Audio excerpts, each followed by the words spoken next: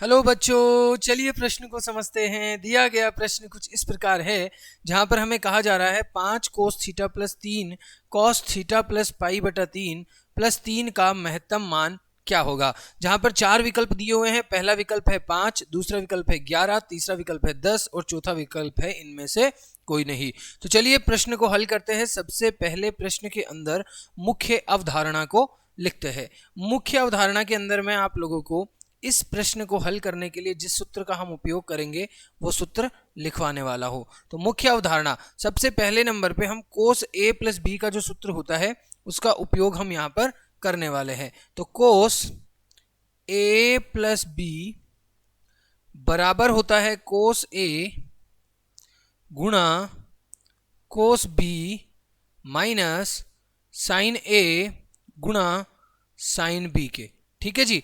अब प्रश्न में जो दिया हुआ है उसके अनुसार हम इस प्रश्न को हल करते हैं। तो प्रश्न में हमें दिया हुआ है 5 cos theta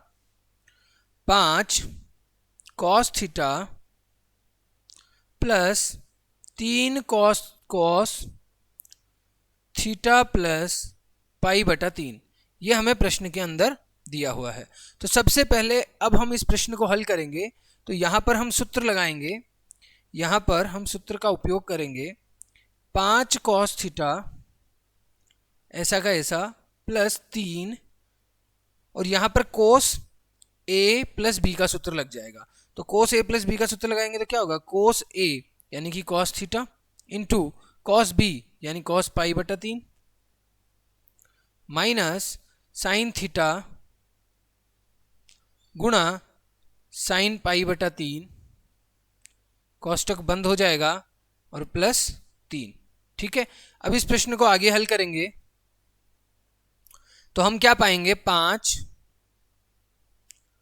cos theta plus 3 cos theta गुणा पाई बटे 3 का मान होता है 1/2 माइनस साइन थीटा और साइन पाई बटे 3 का मान होता है √3/2।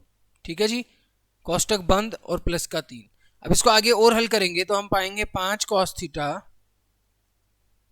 प्लस 3/2 कॉस थीटा माइनस 3√3/2 गुणा साइन थीटा प्लस 3।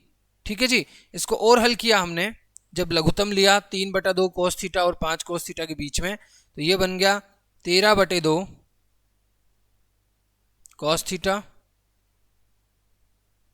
माइनस ये हमारे पास में बन गया 3√3/2 साइन थीटा प्लस का 3।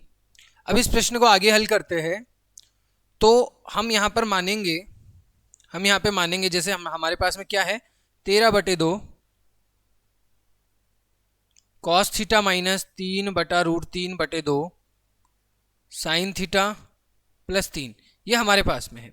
यदि मैं यहाँ पर इसको r मान लेता हूँ, r साइन अल्फा मान लेता हूँ और इसको r कोस अल्फा मान लेता हूँ। ये मैंने क्या किया है, माना है। ठीक है, ऐसा मैंने मान लिया। तो जैसे ही मैंने ऐसा माना तो मेरे पास में जो नया आएगा वो क्या आएगा, यानी 13/2 की जगह पे r साइन अल्फा और कॉस थीटा रख देंगे। तो 13/2 को r साइन अल्फा हमने मान लिया था। तो r साइन अल्फा गुणा cos theta minus r cos alpha गुणा साइन थीटा प्लस के 3। अब इसको आगे हल करते हैं तो हम पाते हैं r sign alpha minus theta. ठीक है जी, अल्फा माइनस थीटा और प्लस का 3 जो था वो आपका ऐसा कैसा रहेगा। अब देखिए प्रश्न के अंदर हमने क्या किया था, प्रश्न के अंदर हमने 13/2 के स्थान पे क्या माना था, r साइन अल्फा माना था।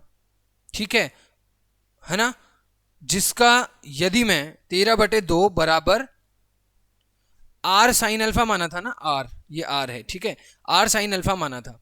यदि मैं इसके दोनों तरफ स्क्वायर कर दूं ठीक है, इसके पक्ष दोनों पक्षों की तरफ स्क्वायर कर दूं तो मेरे पास में 13 का वर्ग करेंगे तो 169, 2 का वर्ग करेंगे तो 4, बराबर होता है r square sine square alpha के। इसको मैंने समीकरण 1 बोल दिया। इसी प्रकार जो 3√3/2 था उसको मैंने क्या माना था, आर कोस अल्फा माना था। ठीक है, अगर इसके भी दोनों पक्षों में मैं स्क्वायर कर दूं, वर्ग कर दूं, तो 3 वर्गमूल 3 का स्क्वायर करेंगे तो 27 आएगा और 2 का स्क्वायर करेंगे तो 4 आएगा, और जो कि बराबर होगा किसके, r square cos square alpha के। इसको मैंने समीकरण नंबर 2 कह दिया। समीकरण 1 और 2 को जोड़ने पर, ठीक है जी, समीकरण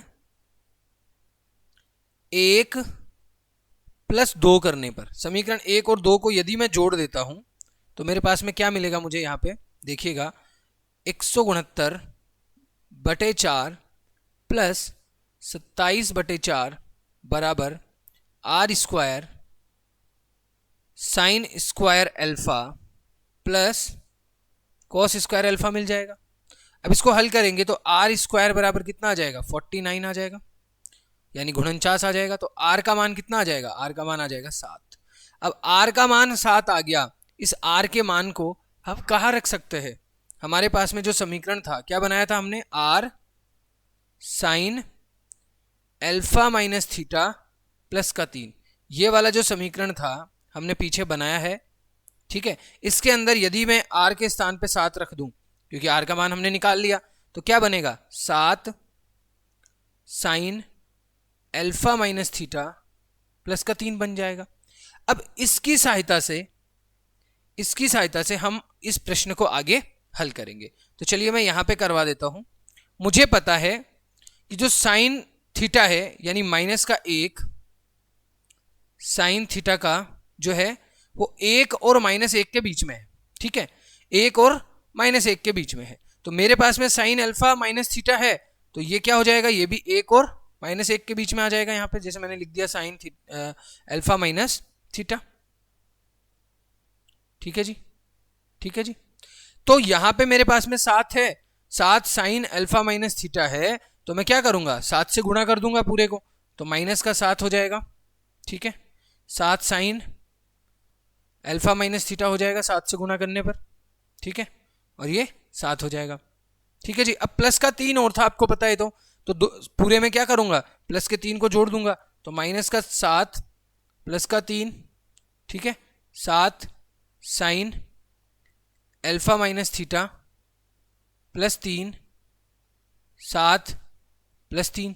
ठीक है, क्योंकि महत्तम मान हमें निकालना है, महत्तम मान अगर निकालेंगे तो वो इसी प्रकार हम निकाल पाएंगे। तो 7 में से 3 चला गया, कितना बचा, माइनस का 4, 7 sign alpha minus theta plus का 3, और 7 और 3 कितने हैं, 10।